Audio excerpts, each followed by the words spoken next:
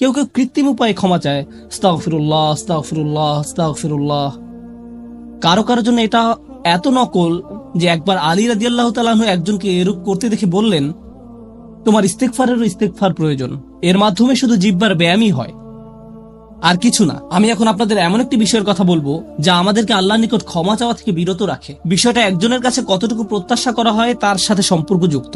কিছু কিছু মানুষ মনে মনে এই সিদ্ধান্ত উপনীত হয়ে যায় যে আমি সারা জীবন ধরে অসংখ্য পাপে নিমজ্জিত ছিলাম, আল্লাহ মনে হয় আমাকে খুব একটা পছন্দ করেন না। কোন কোন মানুষ এমনকি এতদূর পর্যন্ত চলে যায় যে বলে ওঠে, আল্লাহ আমাকে পছন্দ করেন না, আল্লাহ আমার উপর খুবই রাগান্বিত। আমি জানতাম আল্লাহ এই কাজগুলো আমাকে করতে নিষেধ করেছেন, কিন্তু তারপরও আমি করেছি। শুধু একবার নয়, বহুবার এই খারাপ কাজগুলো করেছি। সুতরাং আল্লাহর ভালো মানুষের তালিকায় আমি নেই, আমার নামাজের কোনো দাম নেই। মানুষ যখন নিজের সম্পর্কে এইরকম ধারণা পোষণ করে তখন সে কি করে জানেন? আমি তো খুবই খারাপ মানুষ। আপনি কি আমার জন্য একটু দোয়া করতে পারবেন? কারণ আমি ইতোমধ্যে দোয়া করার যোগ্যতা হারিয়ে ফেলেছি। এখন আপনাকে আমার জন্য দোয়া করতে হবে, কারণ আমি আশা করছি আল্লাহ অন্তত আপনার দোয়া কবুল করবেন। এটা হয়তো আমার একটা সুযোগ তৈরি হতে পারে, কারণ আমার কথা তিনি শুনবেন না। আপনাদেরকে আবার একটু পিছনে নিয়ে যাই। নূহ আলাইহিসসালাম কাদের কাছে আল্লাহর নিকট ক্ষমা চাওয়ার এই প্রস্তাব তুলে ধরেছিলেন? নূহ আলাইহিসসালাম কি এমন মানুষদের নিকট এই প্রস্তাব তুলে ধরেছিলেন যারা সারা রাত মসজিদে কাটাতো, যারা প্রতি বছর হজ পালন করতে যেত, রোজা রাখতো এবং অন্যান্য সৎ কাজ করত? না, নূহ আলাইহিসসালাম ক্ষমা পাওয়ার এই প্রস্তাব তুলে ধরেন ইতিহাসের অন্যতম একটি বিদ্রোহী সম্প্রদায়ের প্রতি, যারা প্রজন্মের পর প্রজন্ম ধরে বিদ্রোহী ছিল।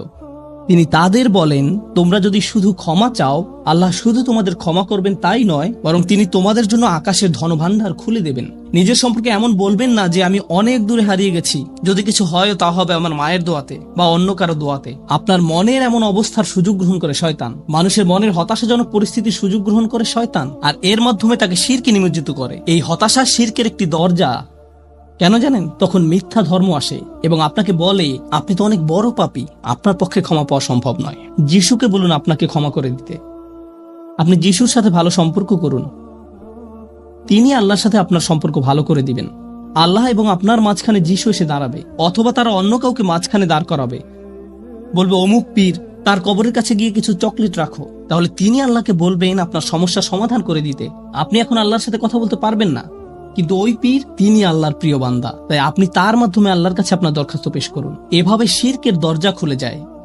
অন্য কথায়, আল্লাহর সাথে আমাদের সরাসরি যোগাযোগের মূল বিষয়টি, তাওহীদের মানেই হলো সরাসরি যোগাযোগ। লা ইলাহা ইল্লাল্লাহ একই কথা বলে, আর এই সব কিছুর মূল কথা হলো আপনার যা প্রয়োজন তা সরাসরি আল্লাহর নিকট প্রার্থনা করুন।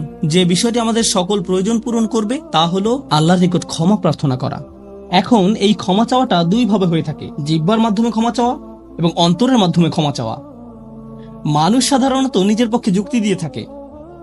আমি যদি কোনো কারণে আপনার সমালোচনা করি, যেমন ধরুন কাউকে বললাম, এই যে আমি আপনাকে অমুক অমুক কথা বলতে শুনেছি, সে তাৎক্ষণিক হয়তো বলে উঠবে, এক্সকিউজ মি, আমি এমনটা বোঝাতে চাইনি, আপনি তো পুরো ঘটনাটা জানেনই না। আপনি সাথে সাথে নিজের পক্ষে যুক্তি দিতে শুরু করেন, আত্মরক্ষামূলক হয়ে ওঠেন। বালিল ইনসানু আলা নাফসিহি বাসীরা ওয়ালাউ আলকা মাআযিরা। মানুষ নিজের সম্পর্কে সুধারণা পোষণ করে, তারা প্রচুর অজুহাত দেখায়। আপনি যদি আসলেই আল্লাহর ক্ষমা চান, আপনাকে নিরিবিলি একটা সময় খুঁজে পেতে হবে। যদি আরবিতে দোয়া করতে না পারেন, কোনো সমস্যা নেই, আপনি শুধু পাঞ্জাবি, বাংলা, বাহাসা বা উর্দু জানেন, কোনো ব্যাপার না। আপনি আপনার নিজস্ব ভাষাতে আল্লাহর সাথে কথা বলুন, আন্তরিকতার সাথে আপনার অপরাধগুলো স্বীকার করুন, কোনো অজুহাত দেখাবেন না। এরকমটা করতে পারা আসলেই কঠিন, কারণ আয়নার সামনে দাঁড়িয়েও আমরা নিজের সাথে মিথ্যে কথা বলি, নিজেকে এভাবে প্রবোধ দেই, আমি আসলে অত খারাপ না, আমি যা যা করেছি তার কারণ আছে। যখন আপনি আল্লাহর সামনে দাঁড়াবেন, নিজের কাজের বৈধতা দেওয়ার কথা ভুলে যান। আল্লাহ জানেন আপনি কি অবস্থার মধ্যে দিয়ে যাচ্ছেন, তিনি জানেন এটা কঠিন সময় ছিল, তিনি জানেন অমুক অমুক বিষয় আপনাকে সম্পূর্ণ গ্রাস করে ফেলেছিল। ইয়া রব, আমি অনেক চাপের মধ্যে ছিলাম তাই মদ খেয়েছি। তিনি আপনার সবগুলো অজুহাত সম্পর্কে আপনার চেয়ে ভালোভাবে জানেন। আপনাকে অকপটে তার নিকট আসতে হবে, ফিল্টার ছাড়া, কোনো দ্বিধাদ্বন্দ্ব ছাড়া, নির্দ্বিধায়, কোন রকমের বিব্রত বোধ করা ছাড়া। অনেক সময় আমরা নিজেদের পাপ স্বীকার করতে বিব্রত বোধ করি, একরাশ লজ্জা এসে আমাদের জড়িয়ে ধরে। কিন্তু যতক্ষণ না আপনি আল্লাহর নিকট অকপটে সকল পাপ স্বীকার করে নিচ্ছেন, আর এভাবে যখন নিজের উপর যে অন্যায়গুলো এতদিন ধরে করে এসছেন তা আপনি মুখ দিয়ে উচ্চারণ করতে শুরু করবেন, আমার বিশ্বাস করতে কষ্ট হয় যে সে সময় আপনার চোখ দিয়ে কোনো অশ্রু নির্গত হবে না। একজন মানুষের পক্ষে এটা অসম্ভব যে সে আল্লাহর সামনে এভাবে নিজেকে খোলাখুলি উপস্থাপন করবে আর তার চোখ দিয়ে কোনো অশ্রু বের হবে না। কারণ এটা দুর্বলতা প্রকাশের সময়। দুনিয়ার সামনে আমরা সাধারণত নিজেকে শক্তিশালী, আত্মবিশ্বাসী এবং দিব্যি সুস্থ হিসাবে উপস্থাপন করি। সবাই আমাদের দেখে মনে করে সবকিছু ঠিক আছে, কিন্তু ভেতরে ভেতরে যে আমি বহু সমস্যায় জর্জরিত তা একমাত্র আল্লাহ জানেন। আপনাকে সকল জড়তা কেটে তার নিকট সম্পূর্ণ খোলাখুলিভাবে নিজেকে উপস্থাপন করতে হবে, আর কেবল তখনই আপনি আল্লাহর নিকট ক্ষমা চাওয়ার অবস্থানে যেতে পারবেন। তারপর সিজদায় গিয়ে কাঁদতে থাকুন। তখন এটা শুধুমাত্র আস্তাগফিরুল্লাহ আস্তাগফিরুল্লাহ বলার মতো হবে না, এটা হয়ে উঠবে আল্লাহর সাথে একটি সত্যিকারের কথোপকথন, আল্লাহর নিকট সত্যিকার অর্থে পাপ স্বীকার। এটা খুবই শক্তিশালী একটা অনুশীলন, চেষ্টা করে দেখুন। আপনাকে একটা নিরিবিলি সময় খুঁজে পেতে হবে। নিশ্চিত করুন যে কেউ আপনার কথা শুনছে না। আপনার স্ত্রী বিছানায় শুয়ে আছে, এমত অবস্থায় মাঝরাতে ঘুম থেকে উঠে এভাবে দোয়া করতে পারবেন না, ইয়া আল্লাহ আমাকে ক্ষমা করে দিন, কারণ আপনার স্ত্রী তো আপনার দোয়া শুনতে পাচ্ছে। এভাবে করাটা নিষিদ্ধ নয়, কিন্তু একা একা দোয়া করা আপনার জন্য ভালো হবে। মোট কথা, নির্জন কোনো জায়গা খুঁজে বের করুন যেখানে আপনি একান্তে আল্লাহর সাথে কথা বলতে পারবেন। যদি আপনি এক গাদা আরবি দোয়া মুখস্থ করেন যার অর্থও আপনি জানেন না, আর বিড়বিড় করে সেগুলো উচ্চারণ করতে থাকেন, সে দোয়াগুলো অবশ্যই উত্তম এবং শক্তিশালী, কিন্তু আপনার অন্তরের সাথে যদি সেগুলোর কোনো যোগাযোগ না থাকে, শুধু জিহ্বা দিয়ে উচ্চারণ করছেন, তাহলে আপনি আসলে ক্ষমা প্রার্থনা করছেন না। আল্লাহ আপনাকে এই জিকিরের পুরস্কার দান করুন, কিন্তু এর নাম আসলে ইস্তেগফার বা ক্ষমা প্রার্থনা নয়। ইস্তেগফার অন্য কিছু।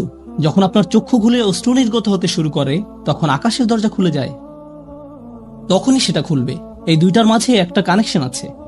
সর্বশেষ যে বিষয়টি আমি আপনাদের সাথে শেয়ার করতে চাই তা হলো আল্লাহর উপর আশা ধরে রাখা। অনেকের জন্য এই বিষয়টা মেনে নেওয়া বেশ কঠিন যে আল্লাহ তার কথা শুনবেন, আমার দোয়া তার নিকট গুরুত্বহীন, আমি দোয়া করার কোনো অর্থ দেখি না। আপনাদের একটা কথা বলে রাখি, আল্লাহর নিকট থেকে আপনি সর্বশ্রেষ্ঠ যে উপহারটি পাবেন তা কি জানেন?